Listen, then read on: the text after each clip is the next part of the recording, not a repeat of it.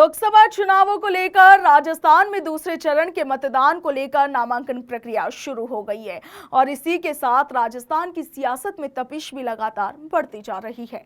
राजस्थान की राजसमंद सीट पर सुदर्शन सिंह रावत की ओर से टिकट लौटाए जाने के बाद सियासी पारा चढ़ा हुआ है।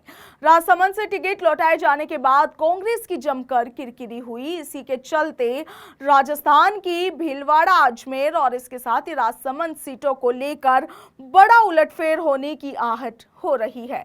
राजसमंद सीट पर टिकट वापसी के चलते पार्टी गहन मंथन में जुटी हुई है, तो वहीं ब्राह्मण चेहरे को भी सेट करना कांग्रेस के लिए एक बड़ी चुनौती साबित होता दिख रहा है। सियासी गलियारों में चर्चा है कि भीलवाड़ा और राजसमंद सीट पर कांग्रेस बड़ा उलटफेर कर सकती है और इसे लेकर सियासी चर्चाओं का बाजार गर्म है।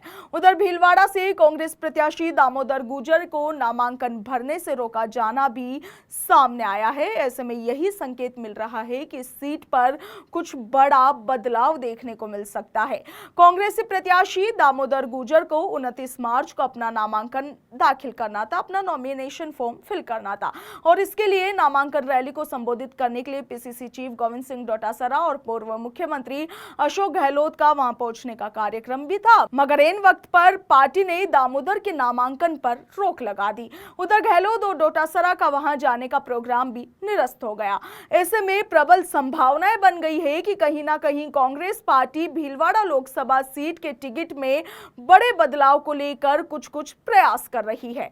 अब देखिए कि राजसमंद लोकसभा सीट पर कांग्रेस प्रत्याशी सुदर्शन सिंह रावत की ओर से गत दिनों चुनाव लड़ने पर असहमति जताते हुए टिकट लौटा दिया था, जिसे लेकर बीजेपी ने भी जमकर सियासी हमले करते हुए कहा कि कांग्रेस में टिकट लेने वाले नेता ही नहीं है।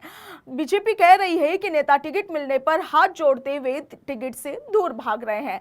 इस बदनामी के बाद से कांग्रेस अब डैमेज कंट्रोल में जुटी हुई है। सियासी चर्चा है कि भीलवाड़ा के प्रत्याशी दामोदर गुर्जर को राजसमंद सीट पर शिफ्ट किया जा सकता है और उनके नामांकन पर रोक लगाने के पीछे का कारण भी यही माना जा रहा है। उधर भीलवाड़ा से कांग्रेस के दिग्गज नेता सीपी जोशी को उतारने की चर्चा लगातार हो रही है। हालांकि सीपी जोशी पहले ही लोकसभा चुनाव लड़ने से साफ तौर पर इनकार कर चुके हैं। वहीं यदि पिछले आंकड़ों की बात की जाए तो इस सीट पर शुरुआत से ही ब्राह्मण उम्मीदवार का दबदबा रहा है।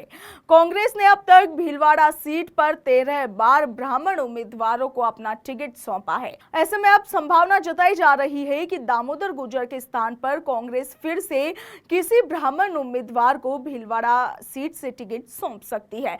उधर सीपी जोशी 2009 में सांसद का चुनाव जीतकर केंद्र सरकार में पंचायत राज और परिवहन मंत्री भी रह चुके हैं और इस दौरान उन्होंने अपने कार्यकाल में भीलवाड़ा को चंबल का पानी पिलाने की सबसे बड़ी सौगात दी थी और इसके अलावा पूरे जिले में सड़कों का जाल भी सीपी जोशी ने बिछवाया था। इसे लेकर भीलवाड़ा के लोग आज भी सीपी जोशी को याद करते हैं।